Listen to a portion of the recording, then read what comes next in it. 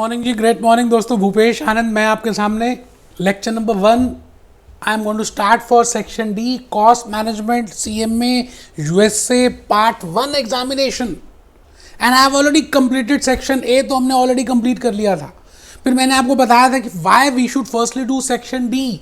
और बेटे मैंने सेक्शन डी के 17 intro lecture 17 intro series start की।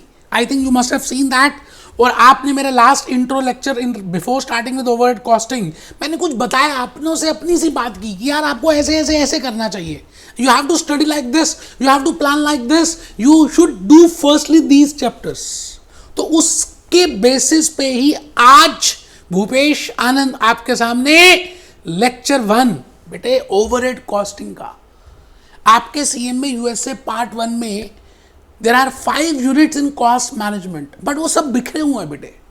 सप्लाई कॉस्ट मैनेजमेंट और बिजनेस प्रोसेस इंप्रूवमेंट तो ठीक है, 4th और 5th हैं, बट द पॉइंट इज जो 1st, 2nd और 3rd यूनिट्स हैं उन्होंने सब कुछ देने की कोशिश की, बट बड़ा ना थोड़ा सा रिलेशनशिप नहीं बनाया। तो भूपेश आनंद आपके सामने खड़ा है। Firstly you should firstly see my video lectures, उसके बाद हॉक से, वायले से, ग्लेब से, बैकर से, जहां से देखना देख लेना यार। बट आज आने वाले 2-3 लेक्चर्स जो है ना ओवरहेड के बेस को बनाएंगे, क्योंकि बेबी को बेस पसंद है। तो आपको लॉजिकली वो बातें फिर ज़्यादा समझ आएंगी कि what is the meaning of overheads, why we are doing overheads, why firstly we are doing overheads. मैंने अभी तक आपको कॉस्ट शीट नहीं बताई, मैंने आपको अभी कॉस्टिंग सिस्टम्स नहीं बताए। I have not told you by product, I have not told you joint product, I have not told you variable costing, I have not told you marginal costing, I have not told you anything. बेटे मैंने 17 intro series शुरू किए and after that I have started with overhead costing. अभी कुछ lectures के बाद आपको खुद पता चलेगा that why I have started with overheads. आइए let's start with the journey. मैं आप सभी को ग्रेट मॉर्निंग करना चाहता हूं। भूपेश आनंद लेक्चर नंबर 1 की तरफ बढ़ता जा रहा हूं, चलता जा रहा हूं। People who get places are the ones who keep moving. जो चलते रहते हैं जगह उन्हीं को मिलती है यार। आप सभी अपना रजिस्टर ओपन जरूर करें, बिकॉज आपने वो इंट्रो सीरीज के 17 लेक्चर्स मेरे देखे हैं। आइए ग्रेट मॉर्निंग लेक्चर नंबर 1। मैं आज के इस लेक्चर में कहना चाहता हूं शट द पास्ट। जो भूतकाल में हो गया, जो कुछ गलतियां हो गई, जो आपने कुछ गलतियां कर दी, shut the past, cut the future, be in present. आप अपना 100% आज दोगे ना तो आपका फ्यूचर 100% बढ़िया होने ही वाला है यार। Shut the past, cut the future, be in present. आइए let's start with the journey.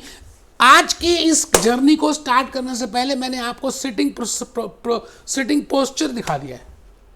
मुझे मालूम है कि आई have already shown you so many times, but still अगर आप इस तरह से बैठेंगे तो मुझे ऐसा लगता है मैं आज भी जब पढ़ता हूं तो इसी तरह से बैठता हूं। बेटे थोड़ी एनर्जी ज़्यादा सर्कुलेट होती है। मैं Bhupesh Anand, I am going to start with overheads. मैं सबसे पहले आपको आज के इस लेक्चर में ओवरहेड के बारे में कुछ बताऊंगा कि भाई ओवरहेड का मीनिंग क्या है, ओवरहेड की क्लासिफिकेशन क्या है, ओवरहेड हम कैसे कैलकुलेट करते हैं, ओवरहेड डिस्ट्रीब्यूट कैसे करते हैं, इनडायरेक्ट कॉस्ट क्या होती है, डायरेक्ट कॉस्ट क्या होती है, टाइप्स ऑफ ओवरहेड्स क्या होते हैं, एलोकेशन क्या होता है, अपॉर्शनमेंट क्या होता है। You know I will be telling you all that, primary, secondary, absorption, under absorption, but उन सब का मैं लिंक बना के बताऊंगा, रिलेशनशिप दूंगा, उनके बीच में कोरिलेशन कैलकुलेट करूंगा कि आपको लॉजिकली बात समझ आ जाए। तो अगर आपने मेरे लेक्चर्स नहीं भी परचेज किए, मान लेते हैं बेटे स्टार्टिंग के 3-4 लेक्चर्स अगर आपने ओवरहेड्स के देख लिए ना तो आपको पूरा ग्रिप समझ आ जाएगा कि ओवरहेड के चैप्टर में क्या आपको पता होना चाहिए। अब मैं आज एक बड़ा प्यारा सा फ्लो चार्ट प्रिपेयर करूंगा। मैं आपके सामने रेनॉल्ड की केस स्टडी लेकर आया हूं। आज रेनॉल्ड पेन आप सब यूज करते हैं। मैं आज आपको रेनॉल्ड पेन की फैक्ट्री में ले जाऊंगा, मैं आज आपको रेनॉल्ड के ऑफिस में ले जाऊंगा, मैं आज आपको रेनॉल्ड के सेल्स डिपार्टमेंट में लेके जाऊंगा, मैं आज आपको रेनॉल्ड के रिसर्च एंड डेवलपमेंट में लेके जाऊंगा और आपसे पूछूंगा कि आप बताओ इसमें कौन कौन से एक्सपेंस होंगे, कौन सी कॉस्ट होगी, क्या वो डायरेक्ट होगी, क्या वो इनडायरेक्ट होगी, whether that is indirect material, whether that is indirect labor, whether that is indirect expense। आज से आपने मुझे आंसर देना है। बेटे मैंने 17 लेक्चर्स आपको इंट्रो दिए, कोई मजाक है यार। आप रजिस्टर ओपन करें। आज के इस लेक्चर में मैं भूपेश आनंद क्या क्या कराने वाला हूं। एक तो बेटे बड़ा अच्छा सा ये फ्लो चार्ट कराऊंगा। इस फ्लो चार्ट का रूपरेखा देख लीजिए कैसे है। बेटे मैं ऊपर लिखूंगा ओवरहेड्स, फर्स्ट पार्ट लिखूंगा meaning, what is the meaning of overheads. पता है फिर भी लिखेंगे, नहीं पता फिर तो लिखना ही है। You have to write it down. You know that you know, you know that you don't know, you don't know that you don't know. ध्यान से सुनना मैंने क्या कहा। फिर मैं आपको 3 क्वेश्चंस पूछूंगा। आज ही आपसे 3 क्वेश्चंस पूछ लूंगा दोस्त। आप तो तीनों क्वेश्चंस आंसर दे दिए, that this is question number 1, this is question number 2, this is question number 3। Actually में पूरा ओवरहेड का चैप्टर का एक बर्ड आई व्यू आपको मिल जाएगा जब आप उन तीनों क्वेश्चंस का आंसर देंगे। और उसके आंसर के लिए मैंने नीचे 3 ब्लॉक्स बनाए। To answer question number 1 I will be answering answer 1, then answer 2 and then answer 3। और लास्ट में मैं आपको बताऊंगा what is the objective, why I want to do this chapter named as overheads. Bhupesh Anand, आपको ऑलरेडी मैंने classification of cost बताया था। मैंने आपको 6 क्लासिफिकेशंस बताई थी। मैंने फर्स्ट क्लासिफिकेशन बताई थी on the basis of traceability. मैंने आपको लीवाइस जीन्स का एग्जांपल दिया था। मैंने कहा था those cost, those expenses which can be directly traceable with the product, those cost, those expenses which are directly traceable with the service, with that cost centre. अब तो आपको मालूम है बताइए लेक्चर नंबर 15 इंट्रो सीरीज। अगर आप कुछ खर्चा करते हैं और वो सीधा सीधा आप उसको ट्रेस कर सकते हैं और आप ये कह सकते हैं कि ये एक्सपेंस या ये खर्चा मैंने इसके लिए किया है। जैसे मैंने एग्जांपल दिया था कि आपके बर्थडे में आपके 25 स्टूडेंट्स, आपके फ्रेंड्स आए और आपने मैकडॉनल्ड्स का सभी के लिए एक मैक वेजी बर्गर मंगाया, लेकिन केचप लाना भूल गए। तो आपने केचप की बोतल बाय की और थोड़ी थोड़ी केचप डाल दी। फिर मैंने बताया था दैट वाई, मैं रिपीट करूंगा बेटे, करूंगा, आप बस रजिस्टर ओपन करो ना, मेरे सामने बिल्कुल 100% होके बैठो ना यार। लिखो बेटे आज के आने वाले 3-4 लेक्चर्स अगर आपने लिख लिया ना तो लाइफ में कोई भी एग्जाम आप दोगे ना आपको प्रॉब्लम नहीं आएगी। बिकॉज मैं आपको फाउंडेशन से बताऊंगा। पहले आपको बताऊंगा रीजन, पहले आपको बताऊंगा ये मुद्दा है, फिर हम चर्चा करेंगे, डिस्कस करेंगे, फिर आप अपने आप मुझे बताओगे कि साहब इसके सॉल्यूशंस हैं। फिर मैं आपको बताऊंगा कि ये सॉल्यूशंस ये ज़्यादा बेटर है, ये ज़्यादा बेटर है, म्यूचुअली डिसाइड करेंगे। उसके बाद ही हम आएंगे कि चैप्टर मैं प्रैक्टिकल क्वेश्चंस के साथ एंड करूंगा। तो भूपेश आनंद आज आप सभी से एक बात ये कहना चाहता है कि बेटे मैं एक ऐसा फ्लो चार्ट प्रिपेयर करूंगा। एक बच्चा नींद आ रही थी, उसने कहा ये भर कैसे गया? बेटे ये दूसरी स्लाइड है। ये पहली स्लाइड में तो मैंने आपको बताना था कि आप अपने पेज में इस तरह का एक डायग्राम बना लें। ओवरहेड कॉस्ट, फर्स्ट पार्ट लिखे मीनिंग, दूसरा पार्ट लिखे 3 क्वेश्चंस, तीसरा पार्ट लिखे आंसर्स और फोर्थ पार्ट लिखे ऑब्जेक्टिव। आई थिंक आप बात समझ रहे हैं जो मैं कहना चाह रहा हूं। बेटे ओवरहेड कॉस्ट हम आज सबसे पहले डिस्कस करेंगे what is the meaning of overheads. और उसके लिए आपको मैं दोबारा से एक बार बताऊंगा। मैं बेटे भूपेश आनंद आपको लेके जा रहा हूं पहले रेनॉल्ड की केस स्टडी में, फिर देखेंगे क्या लिखा है, क्या बातें हैं। छोड़ दीजिए पहले मेरी स्टोरी, मेरी कहानी मुंह जबानी पहले सुन लो, फिर हम उस फ्लो चार्ट को कंप्लीट करेंगे। बेटा मैं अपनी कहानी स्टार्ट कर रहा हूं। My story is in regard to overheads is, मैं आपको काफी पीछे लेके जा रहा हूं। कुछ समय पहले की बात है जब मैंने इंट्रो सीरीज अभी स्टार्ट भी नहीं किया था। आई थिंक मोस्ट प्रॉब्ली पहला या दूसरा लेक्चर रहा होगा। Once upon a time, I started with that cost management. I have told you what I mean by cost, what I mean by costing, what I mean by cost accounting, what I mean by cost accountancy. And then I have told you, मैंने धीरे धीरे आपको बताया था classification of cost, और मैंने 6 classifications बता दी थी। Classification of cost on the basis of traceability, classification of the cost on the basis of time, classification on the basis of behavior, classification on the basis of management decision making, classification on the basis of product. मैंने इस तरह की आपको 6 classifications बताई थी। Already वो lectures मैंने YouTube में अपलोड कर दिए हैं। मैं फिर भी ये मानता हूं कि आपने वो लेक्चर्स अटेंड नहीं किए, मैं फिर भी आपको बिल्कुल स्टार्टिंग से लेके जा रहा हूं, इसलिए मेरी कहानी को सुनना बड़ा इंपॉर्टेंट है। मैं आपसे ये कहता हूं कि सपोजिंगली आप सब अपने यहां पर बेटे रेनॉल्ड का पेन तो यूज़ करते होंगे जिससे आप लिखते रहते हैं। आई थिंक अभी भी आप रेनॉल्ड का पेन ही यूज़ कर रहे होंगे। मैं तो बड़े सारे पेन यूज़ करता हूँ बेटे रेनॉल्ड के। ये रेनॉल्ड के पेन है बेटे, आप भी यूज़ करते होंगे, मैं भी यूज़ करता हूँ। आप बताइए ये जो पेन है रेनॉल्ड के, आप मैनेजमेंट अकाउंटेंट है, you are a management accountant, cost accountant, finance manager, कुछ भी मान लीजिए आप रेनॉल्ड के हैं, ठीक है जी। ये रेनॉल्ड का एक पेन है, इसकी कैप वैसे मैंने उतार दी है बेटे, कैप होगी पता नहीं कहाँ है अभी, कैप उतार दी है। मैंने कहा कैप भी होती है, ये एक पेन है बेटे आपके सामने। आपको क्या लगता है कि ये जब पेन को हम बनाते होंगे as a Reynold company, as a management accountant of the Reynold company, मैंने बेटे पेन को खोल भी दिया, एक कैप है, एक इसकी आगे की ये जो ढक्कन है जो भी है, एक ये पीछे की बॉडी है, ये मैंने इसको किया स्क्वीज, और ये आपके सामने एक पेन आ गया। आप बताइए जी इसको बनाने के लिए क्या क्या तरह के खर्चे, क्या क्या तरह की कॉस्ट रेनॉल्ड ने इनकर की होगी। पहली बात मैं आपको ये बताऊं कि if I see this pen, तो मुझे ना एक प्लास्टिक की बॉडी दिख रही है, ये प्लास्टिक की बॉडी दिख रही है बेटे, ये प्लास्टिक की बॉडी दिख रही है, और इसके अंदर एक रिफिल दिख रही है, और इसके अंदर इंक भी दिख रही है ना।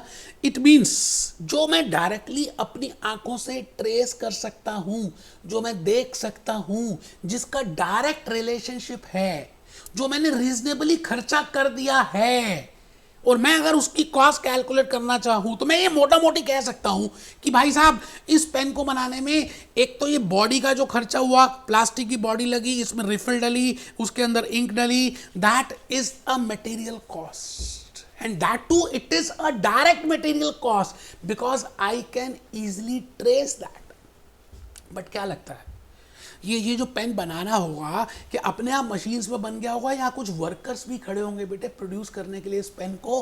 नो डाउट कुछ वर्कर्स बेटे मशीन में खड़े होंगे। रेनॉल्ड कंपनी का फैक्ट्री डिपार्टमेंट में अभी दिखा रहा हूं आपको, there must be some workers who are standing, you know, and they are producing these types of pens. अच्छा, वो जो वर्कर्स होंगे वो डायरेक्टली इस पेन को मैन्युफैक्चर कर रहे होंगे, इसलिए हम जो भी कॉस्ट, जो भी पैसे उन वर्कर्स को पे करेंगे, that is named as direct labor. I think we have discussed in detail what I mean by direct material, what I mean by direct labor and what I mean by direct expenses. अब आप ये बताइए, आप India में हैं और आप इस इंडिया में रेनॉल्ड पेन को मैन्युफैक्चर कर रहे हैं। आप मैन्युफैक्चर ही नहीं कर सकते क्योंकि रेनॉल्ड ने इसका ट्रेडमार्क और पेटेंट लिया हुआ है। तो आपके पास अगर राइट है तो आपको पर पेन की एक रॉयल्टी देनी पड़ेगी बेटा रेनॉल्ड को, पर पेन का रॉयल्टी पे करना पड़ेगा, और वो जो पर पेन रेनॉल्ड का जो आप रॉयल्टी पे करेंगे that is named as direct expense.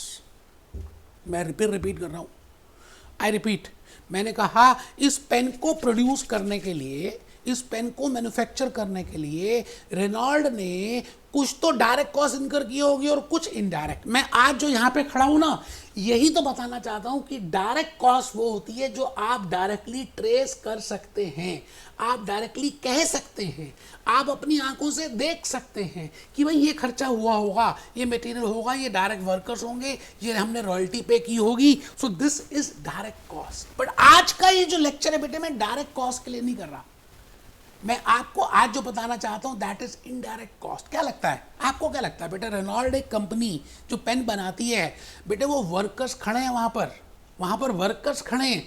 अच्छा, ये पेन जब बना रही है तो ये बेटे, ये पेन की जो रिफिल है एक मशीन में बनती है। अच्छा, उस मशीन में ऑयलिंग करनी पड़ती है, तेल डालना पड़ता है, नहीं तो चलती नहीं है मशीन, सफाई करनी पड़ती है उसकी। क्या लगता है बेटे, वो जो ऑयल हम उस मशीनरी में डाल रहे हैं, and that machinery is doing production for so many number of pens, that is also a cost, and that is not for a particular pen. एक पेन को बनाने के लिए हमने वो इनकर नहीं की बेटे, वो मशीन में इनकर हुई और मशीन ने हजारों पेन बना दिए। तो मैं कहूंगा the cost which can not be directly traceable to a particular cost centre, जो मैं एक पर्टिकुलर प्रोडक्ट के लिए, एक पेन के लिए, एक कॉस्ट सेंटर के लिए नहीं कह सकता। मैं डायरेक्टली ये नहीं कह सकता कि ये इसके लिए किया, ये इसके लिए किया, नहीं बेटे, उसको हम बोलेंगे इनडायरेक्ट कॉस्ट। अच्छा, इनडायरेक्ट कॉस्ट में भी 3 तरह की बाइफिकेशंस होती हैं। मैंने जो अभी एग्जांपल दिया ऑयल का, दैट इज इनडायरेक्ट मटेरियल।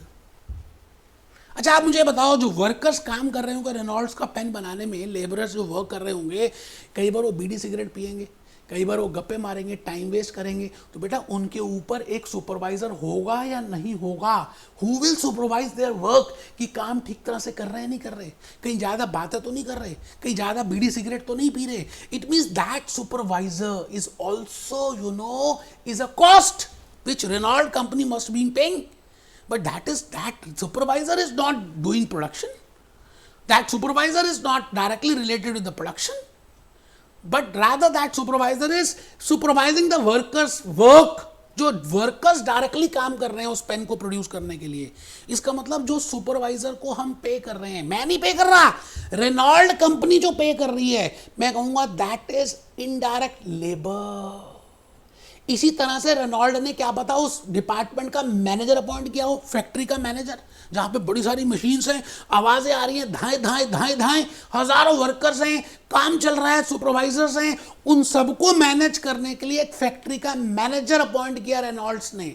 अब बेटे फैक्ट्री का जो मैनेजर है उसकी जो सैलरी दे रहे हैं वो एक पेन के लिए नहीं किया उसने बेटे, वो फैक्ट्री जो मैनेजर की सैलरी रेनॉल्ड्स पे कर रही है, not paying for a particular cost centre, not paying for a particular type of pen, rather it is being incurred for all the products which are being manufactured in that factory. तो जो manager की salary है that is indirect cost, supervisor की जो salary है that is indirect cost. I think आप बात समझ रहे हैं जो मैं कहना चाह रहा हूं बेटे। मैं आपको ये बताना चाह रहा हूं that what is indirect and what is direct.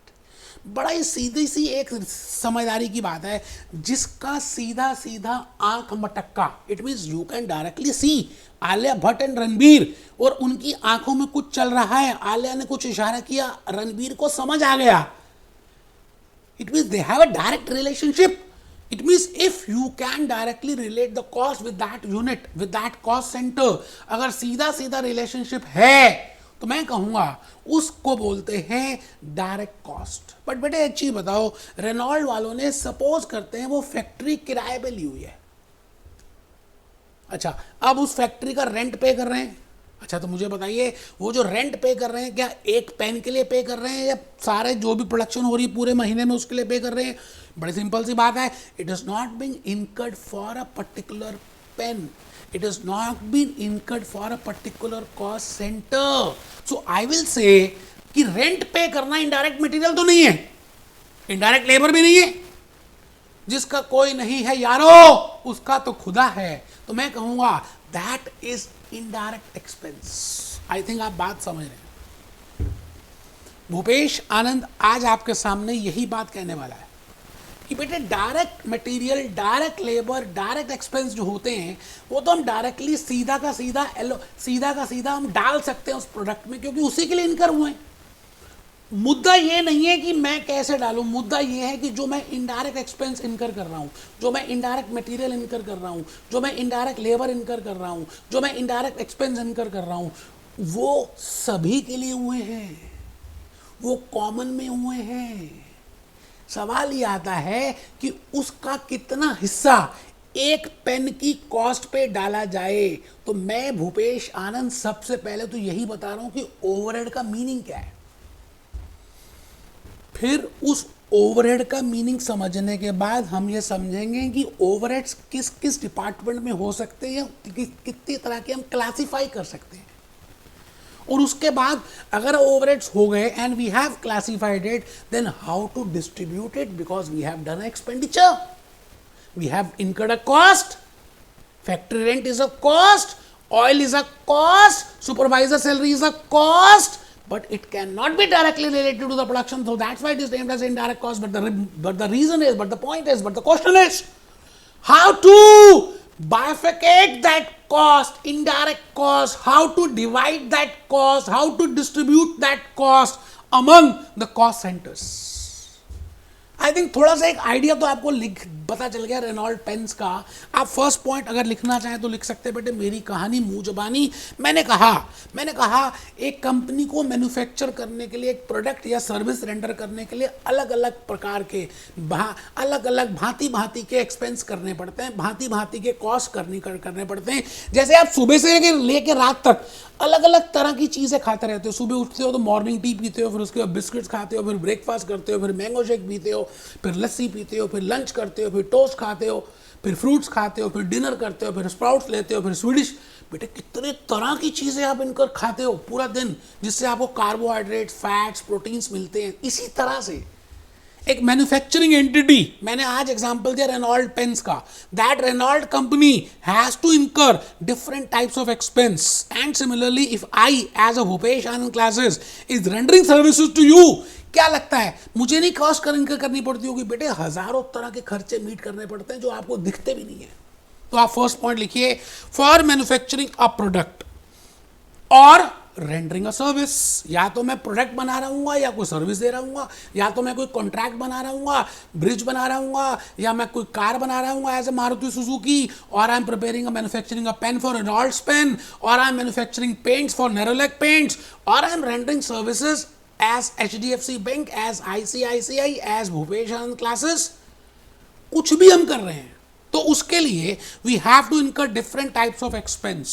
बेटे अगर आप मेरा फर्स्ट लेक्चर या सेकंड लेक्चर जो इंट्रो सीरीज का है, जिसमें मैंने क्लासिफिकेशन ऑफ कॉस्ट बताया है and specifically on the basis of traceability बताया है, अगर आप उसको अटेंड कर लें तो आपको काफ़ी सारी बातें और लॉजिकली क्लियर होंगी। कोई बात नहीं, फिर भी मैं स्टिल कोशिश पूरी कर रहा हूँ कि आपको पूरा का पूरा एक आइडिया दूँ। स्टिल बेटा थोड़ा सा, जब मैंने पूरा लेक्चर उसी चीज़ में डिवोट किया और आज मुझे ओवरहेड्स बताने हैं, ओवरहेड्स के साथ साथ थोड़ा सा वो बता रहा हूं, तो थोड़ा सा शायद कमी हो सकती है, तो आप उस लेक्चर को देखेंगे तो अच्छा लगेगा। मैंने कहा a company, let it be Reynold pens, let it be Maruti Suzuki, let it be any company, for a manufacturing company who is producing a product, और a rendering company rendering services, different types of cost. आज तक की, अभी तक की चर्चा में मैंने कहा कॉस्ट अलग अलग प्रकार की इनकर करनी पड़ती है। मैंने ब्रॉडली कहा ऐसी कॉस्ट जिसका सीधा रिलेशनशिप है उस कॉस्ट सेंटर से, और हम ये कह सकते हैं कि ये इसी के लिए इनकर की है, तू मेरा मैं तेरी। जब कॉस्ट कहती है कॉस्ट सेंटर तू मेरा, कॉस्ट सेंटर कहता है मैं तेरी, दोनों हम साथ साथ हैं, it means that cost which is directly related is direct cost. तो मैंने कहा अलग अलग तरह की कॉस्ट इनकर करनी पड़ती है। ब्रॉडली हम कह सकते हैं डायरेक्ट कॉस्ट और इनडायरेक्ट कॉस्ट। डायरेक्ट कॉस्ट से मैंने एक एरो नीचे लिया, आपने भी लेना बेटे। एक बच्चों को नींद आ रही है, थप्पड़ मारने का मन कर रहा है, यहाँ सब कुछ बेटे इस समय तो बड़ा इंपॉर्टेंट है आपका ध्यान से अलर्ट होकर बैठना।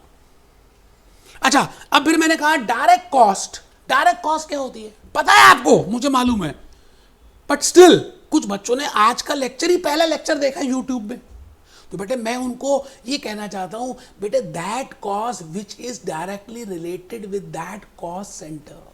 जैसे मैंने अभी रेनॉल्ड कंपनी का, रेनॉल्ड पेन का एग्जांपल लिया, तो आप एरो डाल के लिखें विच इज डायरेक्टली रिलेटेड और connected with that product, with that service, with that division, with that department, with that location, with that plant। क्योंकि मैंने आपको कॉस्ट सेंटर भी बता दिया कि what is the meaning of a cost centre. तो जो कॉस्ट आप कॉस्ट सेंटर से रिलेट कर सकते हैं उसी को तो बोलते हैं डायरेक्ट कॉस्ट। या ऐसा समझ लें कि आपने ये पेन बनाने के लिए कुछ खर्चा कर दिया है ना, सिग्निफिकेंट खर्चा हो गया मान लेते हैं, और आप उसकी कॉस्ट को कैलकुलेट करना चाहते हैं, तो जो भी खर्चा आपने सिग्निफिकेंटली किया आप उसको ऐड ही तो करेंगे। तो रेनॉल्ड के पेन की कॉस्ट आ जाएगी। मैं कहूँगा जो सिग्निफिकेंट खर्चा आपने कर दिया, मैं ये कहता हूँ जो रीजनेबल खर्चा आपने कर दिया, रीजनेबल खर्चा पेन को प्रोड्यूस करने में, मोटा मोटी रीजनेबल, तो आप उस रीजनेबल खर्चे को भी कहेंगे ऐड करके दैट इज डायरेक्ट कॉस्ट। ठीक है जी, आप सभी आराम से पहले इसको लिख लेंगे बेटे, फॉर मैन्युफैक्चरिंग अ प्रोडक्ट और rendering services different types of products और cost are related direct cost, indirect cost, direct के नीचे लिख रहे हैं, क्या लिख रहे हैं बेटे, विच इज डायरेक्टली रिलेटेड। बिल्कुल कमर सीधी करके बैठेंगे, मैं सच में कह रहा हूं, कम कैमरे से बाहर निकल के मारूंगा थप्पड़। कनेक्टेड विद प्रोडक्ट, सर्विस और cost centres and reasonable expense has been incurred and for that some reasonable expense has been incurred, और उसके लिए कुछ रीजनेबल एक्सपेंस हो चुका है।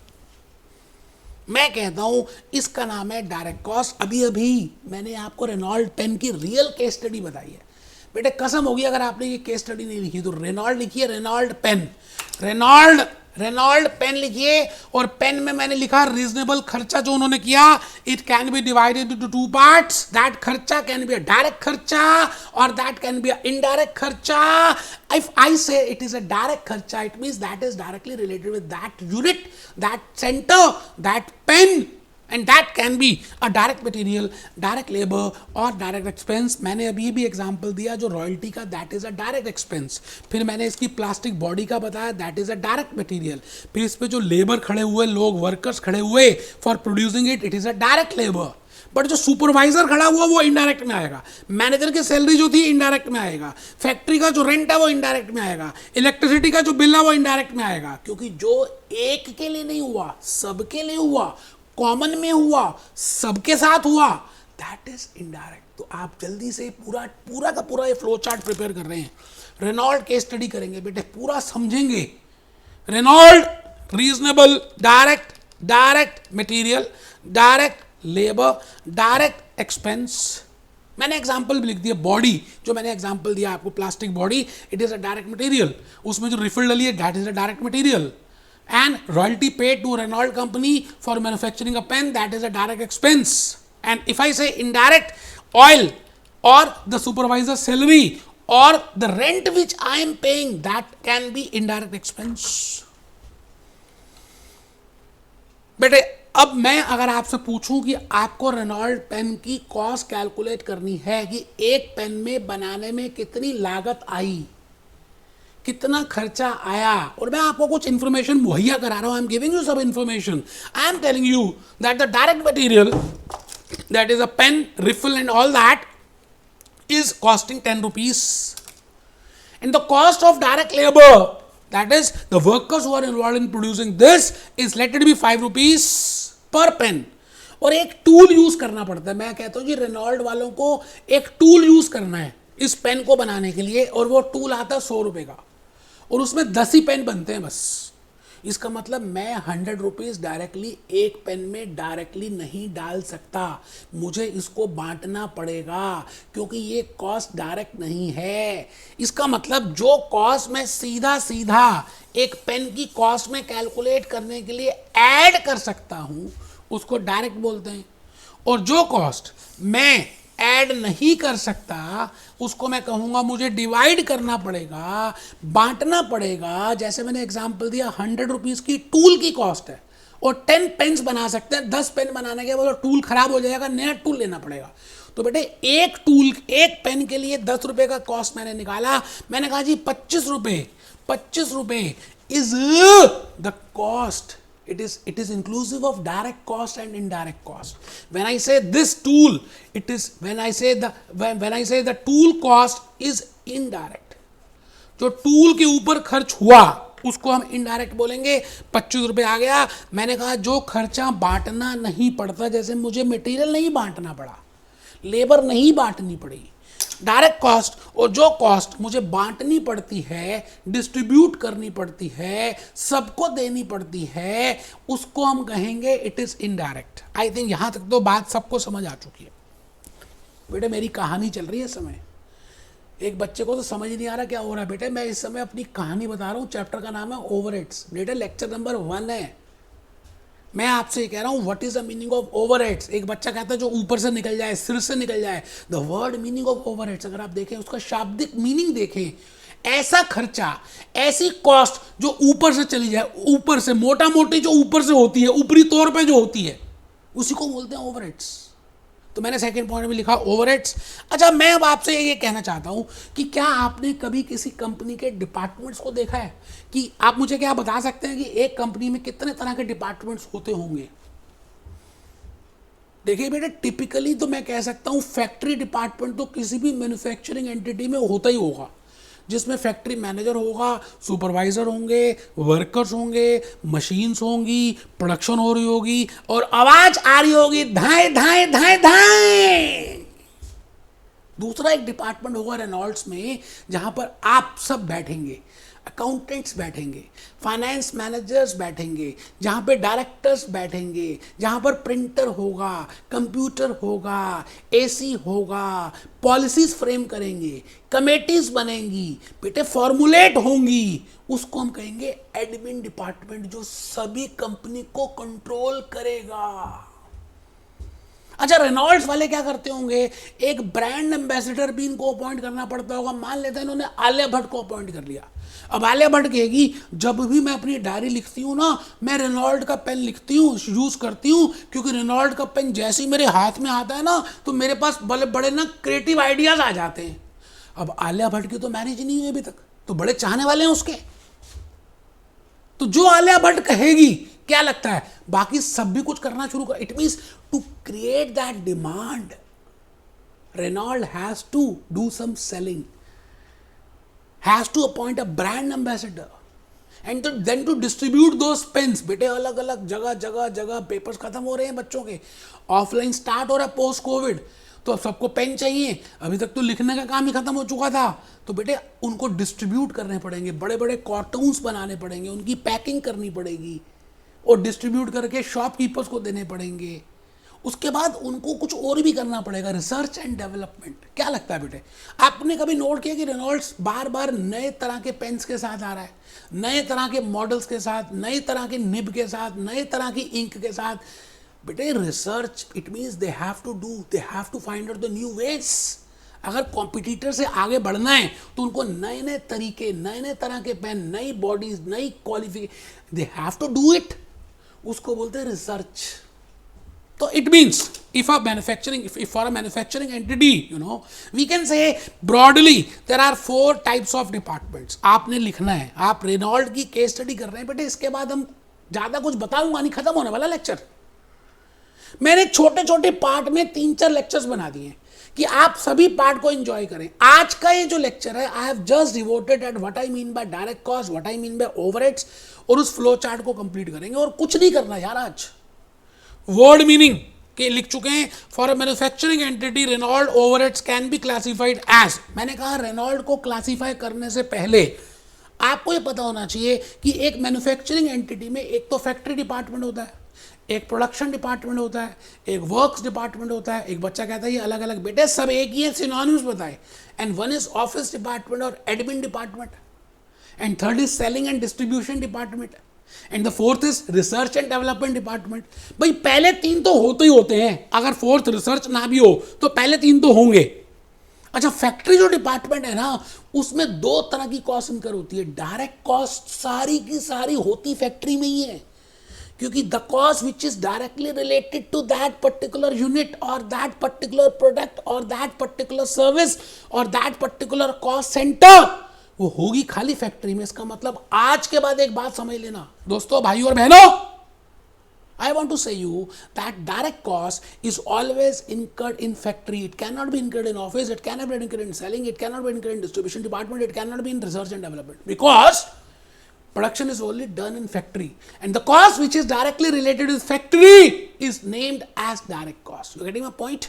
तो मैंने लिखा फैक्ट्री, आप भी लिखेंगे बेटे, लिखेंगे, सब लिखेंगे। Factory department, office department, sales and distribution department, research and development department. Factory department के नीचे लिखेंगे हम उस फैक्ट्री डिपार्टमेंट में 2 तरह की कॉस्ट इनकर करते हैं। एक का नाम है डायरेक्ट कॉस्ट, जैसे direct material, direct labour, direct expense, और सेकंड का नाम है इनडायरेक्ट कॉस्ट। अभी अभी बताया, indirect material, indirect labour, indirect expense in the factory. Factory का रेंट, फैक्ट्री का सुपरवाइजर की सैलरी, फैक्ट्री की मशीनरी का डेप्रिसिएशन, फैक्ट्री का electricity bill, that is indirect material और इनडायरेक्ट लेबर और indirect expense incurred in factory. तो factory में 2 तरह के खर्चे होते हैं भाई और बहनों। डायरेक्ट और इनडायरेक्ट। ऑफिस के नीचे मैंने खाली इनडायरेक्ट लिखा, सेलिंग के नीचे खाली इनडायरेक्ट लिखा, डिस्ट्रीब्यूशन के नीचे खाली इनडायरेक्ट लिखा, रिसर्च एंड डेवलपमेंट के नीचे खाली इनडायरेक्ट लिखा, क्योंकि मुझे पता है डायरेक्ट का मतलब है which is directly related with production. मैंने इस बात को तवज्जो दिया, I have given the importance and I have written a separate point, bullet point for that. You have to write it down. All direct cost, that is direct material, direct labour, direct expenses are always incurred in factory department. सवाल अभी आता है कि भाई साहब हमने direct cost, direct material, direct labour तो इनकर कर दिया, बट सवाल ये आ रहा है कि बेटे कॉस्ट तो यहां भी इनकर हो रही है, कॉस्ट तो यहां भी इनकर हो रही है, और कॉस्ट तो यहां भी इनकर हो रही है, और यहां पर एक पर्टिकुलर कॉस्ट सेंटर के लिए नहीं हो रही है, एक पर्टिकुलर पेन के लिए नहीं हो रही, सबके लिए हो रही है, सबके लिए हो रही है। तो सवाल आता है इस चैप्टर में, पहली बात आप समझ लेना, मीनिंग ऑफ ओवरहेड्स का मतलब है indirect cost incurred in factory. जो फैक्ट्री में होगी उसका एक नाम डाल दिया यार, आपका नाम है ना बंटी, बबली, शामू, बब्बू, नेपाली, है ना। इसी तरह से the cost, the indirect cost which is incurred in the factory is named as factory overheads. क्या बोलते हैं? Factory overheads.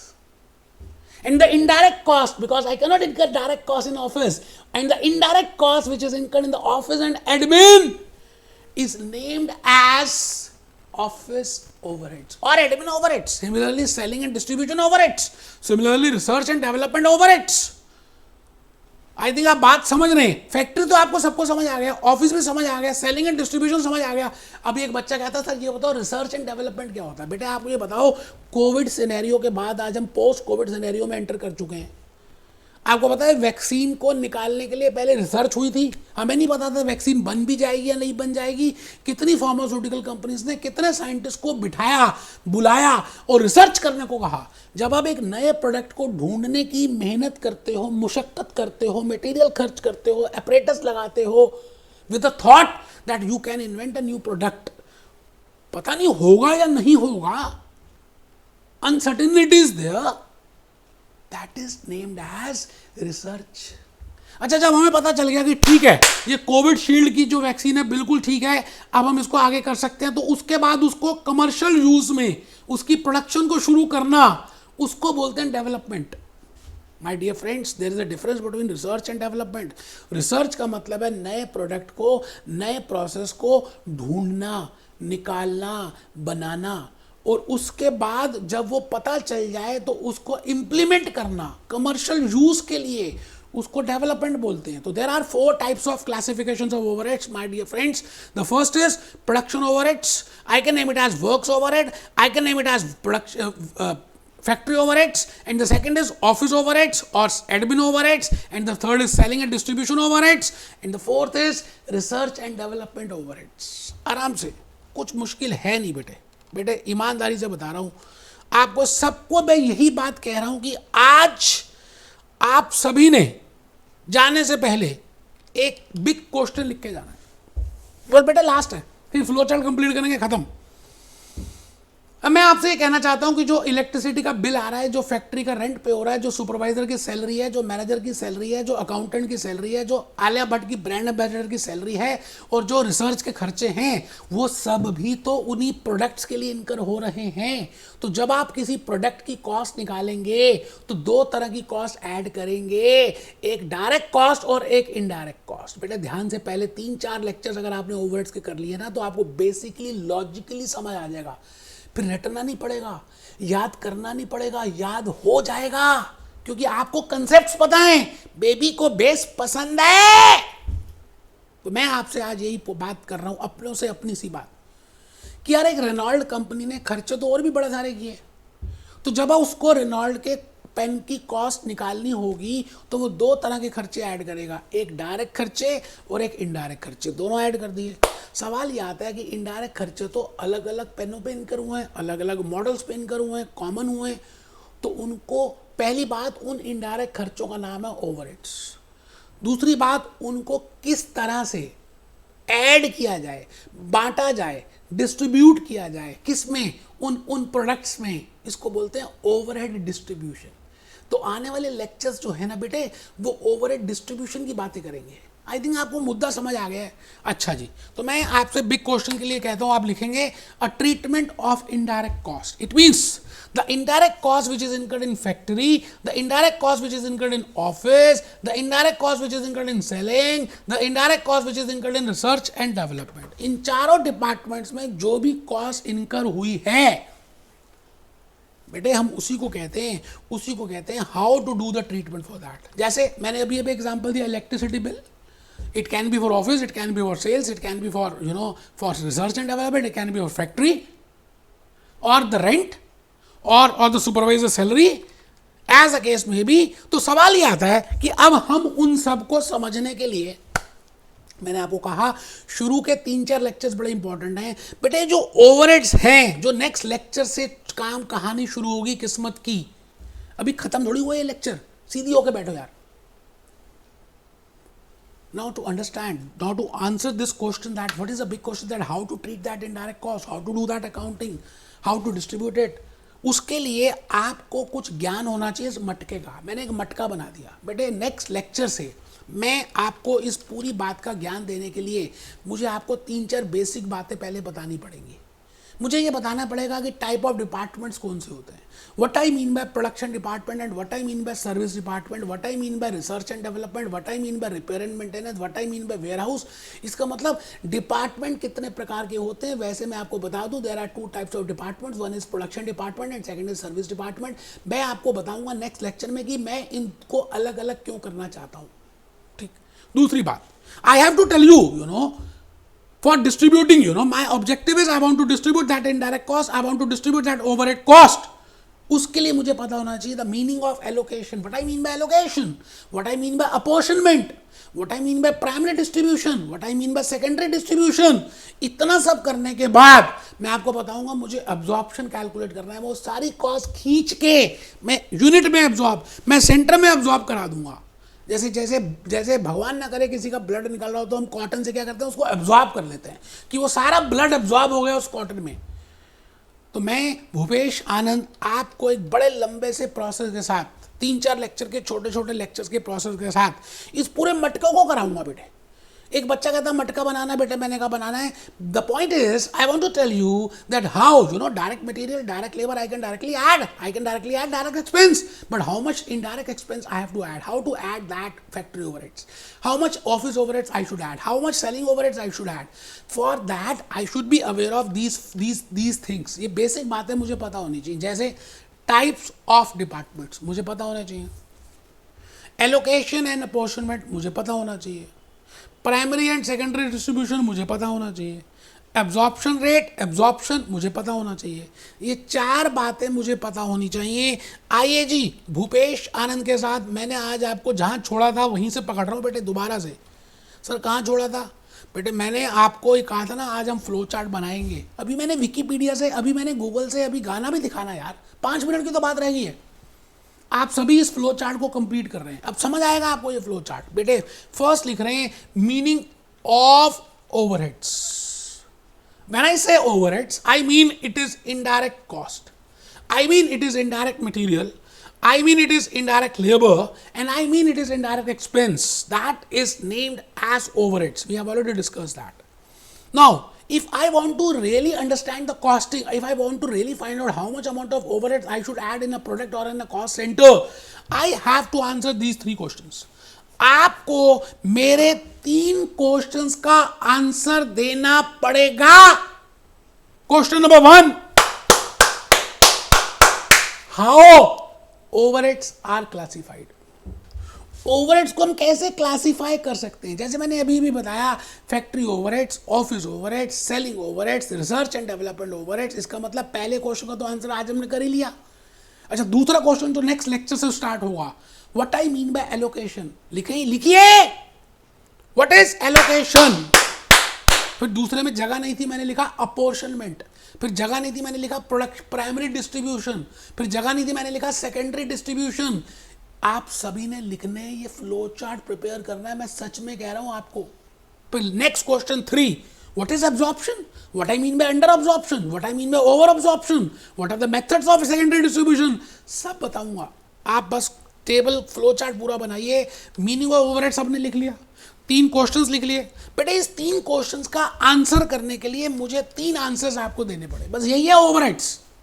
एक बर्ड आई व्यू मिल गया कि भाई मुझे ये करना है, ऐसे ऐसे ऐसे ऐसे ऐसे ऐसे, in order to answer question number 1 that what I mean by overheads and what are the classification of overheads, I have written, बेटे मैंने क्या क्या लिखा देखो ना, फैक्ट्री ओवरहेड्स आप लिखो ना बेटे, एडमिन ओवरहेड्स आप लिखो ना बेटे, सेलिंग एंड डिस्ट्रीब्यूशन ओवरहेड्स, कसम होगी बेटे सब लिखेंगे, कमर सीधी करके लिखेंगे, सेलिंग एंड डिस्ट्रीब्यूशन ओवरहेड्स। और fourth, research and development overheads आप सभी लिख रहे हैं इथिकली बेटे। मैं जब कह रहा हूं तो आप लिख रहे हैं, मुझे खून दो मैं आजादी दे दूंगा। Second is, question number 2 is what I mean by allocation, what I mean by apportionment, what I mean by primary distribution, what I mean by secondary distribution, what are the methods of secondary distribution।